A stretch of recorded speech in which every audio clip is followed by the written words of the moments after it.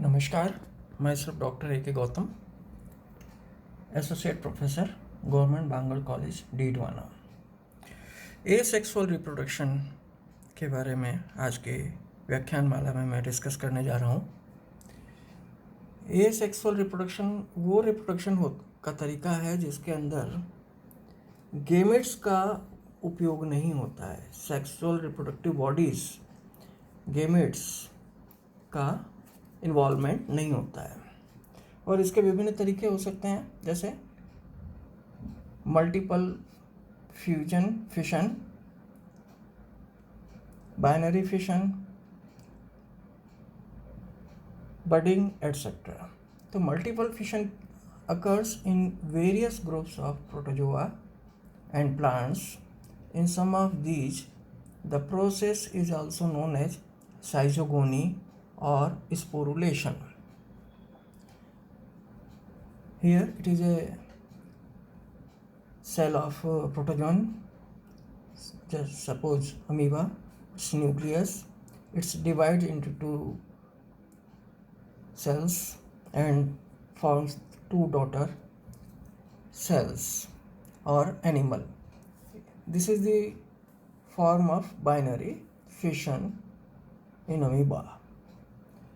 Another form, multiple fission, malaria parasite के अंदर देखने को मिलता है। In this form, nucleus is divided into different nuclei, multiple nuclei.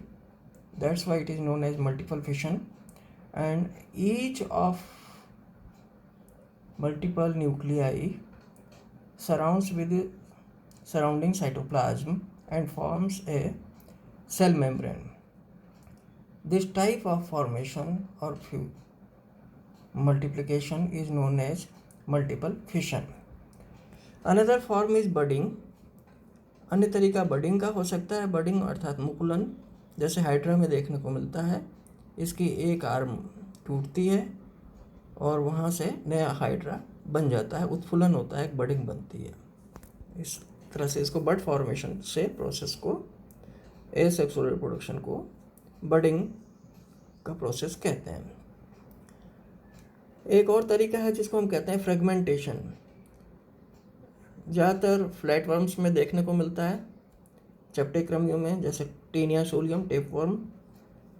यहाँ देखिए एक एनिमल है, ये डिवाइड होने की स्थिति में और ये 3 में डिवाइड हो गया। जैसे टूटता है वो अलग अलग एनिमल नया बन जाता है। तो ये different forms of asexual reproduction है।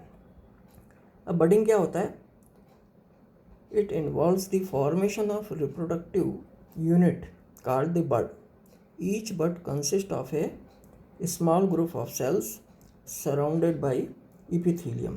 A bud may become separated from the parent body and then develops into a new individual, or it may separate only after completion of development.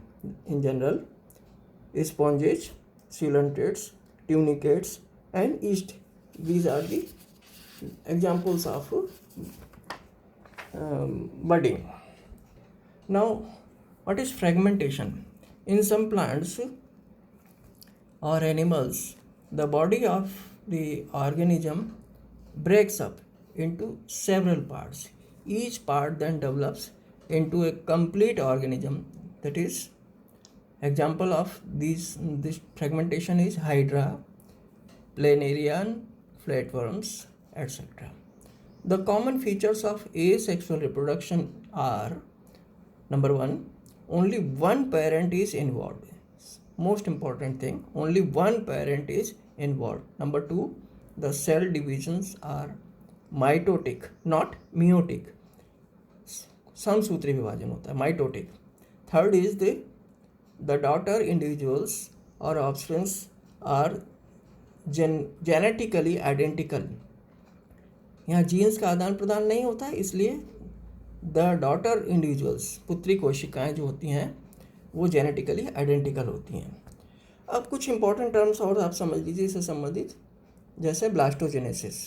It is the process of development of the offsprings in asexual reproduction from reproductive units such as buds or fragments. Similarly, opposite of blastogenesis is embryogenesis. It is the process of development of the embryo from the zygote produced by fusion of male and female gametes in sexual reproduction. तो ये होता है embryogenesis. Basic features of embryonic development क्या होते हैं?